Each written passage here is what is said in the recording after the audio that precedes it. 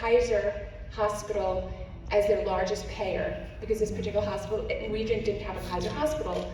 So they would send their patients to us, and it was the biggest payer for this hospital. They didn't want to lose the Kaiser contract, and Kaiser made a decision not to cover hydroxychloroquine. So he made the mistake kind of putting this in text messages, that he says, well, don't prescribe it because, you know, the hospital and Kaiser is going to get mad. So it was very foolish, right? It had nothing to do with the patient. He really didn't care at all about the patient. And I remember being like, well, that's weird, but it never ever occurred to me. People have said, well, what did you do next time? I said, I don't even understand the question. Like, the next time I had a patient who needed it, I did exactly the same thing.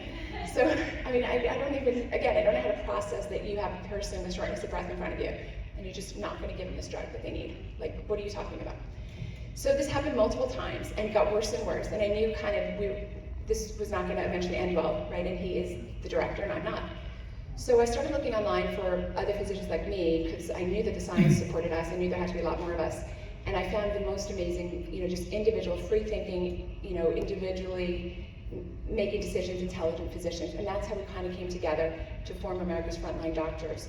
It was an absolutely organic, grassroots. People sometimes like to portray us as this big political thing. It's not. As you can tell from the content of what I'll be saying later today, this is not political. This is human. As far as I'm concerned, this is a human rights issue.